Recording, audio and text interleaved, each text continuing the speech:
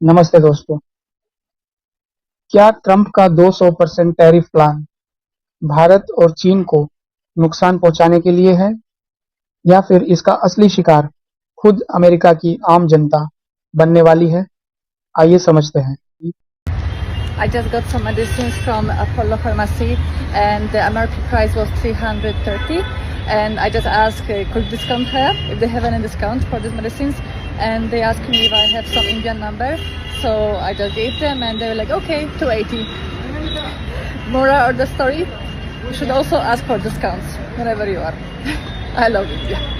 There are quite a few advantages of living in India, and I'd like to share one of them, which is going to the local pharmacy, which is a little lighter on the wallet than it is in America and in Europe and Australia and in many other places, I dare say. So here's my local medical store, and I'll just take you in and we'll see what it has to offer. One of the good things about living in India is excellent medications and very reasonably priced medicines. So I just thought I'd go through a few, which might be a little shocking for you if you live in America and pay exceptionally high prices.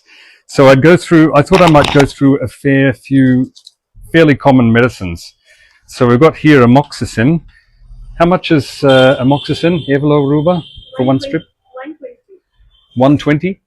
123 rupees for that, which is very cheap, let me tell you. And we've got here, what's this one? This one is metformin, which is glucophage for diabetics, and that is per strip. Evlo Ruba?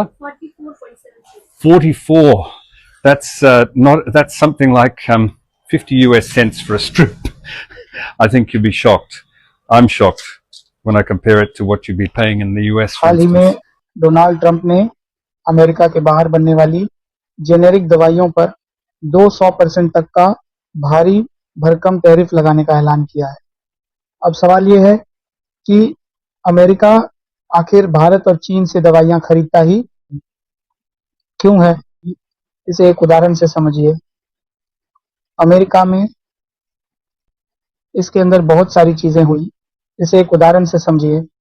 America में एक आम नागरिक को अपनी बीमारी के इलाज के लिए एक दवा का पत्ता करीब $10 यानी लगभग 80 शून्य से 1 लाख रुपए का पड़ता है। यही दवा अगर कोई भारतीय कंपनी बनाती है तो उसकी कीमत भारत में महज 1 शून्य होती है और कनाडा के जरिए इंपोर्ट करने पर भी इसका कुल खर्च 3 शून्य से 4 शून्य ही आता है। भारत में बनने वाली ये सस्ती जेनेरिक दवाइयां न सिर्फ अमेरिका बल्कि पूरी दुनिया में लाखों लोगों की जान बचा रही हैं। अगर भारत ये दवाइयां एक्सपोर्ट करना बंद कर दे तो आम लोगों को इलाज के लिए अपने घर तक बेचने पड़ सकते हैं। इसी वजह से ट्रंप ने तुरंत टैरिफ न लगाकर 1 साल की छूट दी है। उनका कहना है कि 1 साल तक 0% टैरिफ रहेगा ताकि कंपनियां अमेरिका में ही मैन्युफैक्चरिंग शुरू कर सकें।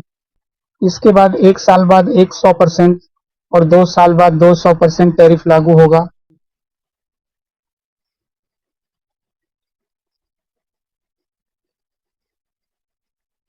लेकिन सच ये है कि इस फैसले से सबसे ज्यादा फायदा अमेरिका की उन बड़ी-बड़ी फार्मा कंपनियों, बिग फार्मा को होगा जो मनमाने दामों पे दवाइयां बेचती हैं। वहीं दूसरी तरफ इसका सीधा नुकसान अमेरिका की आम जनता, भारत के एक्सपोर्ट और चीन की एपीआई इंडस्ट्री को झेलना पड़ेगा। क्या यह फैसला वाकई सही है या फिर ये सिर्फ बड़ी कंपनियों को फायदा पहुंचाने की एक रणनीति है? अपनी राय कमेंट्स में जरूर बताएं।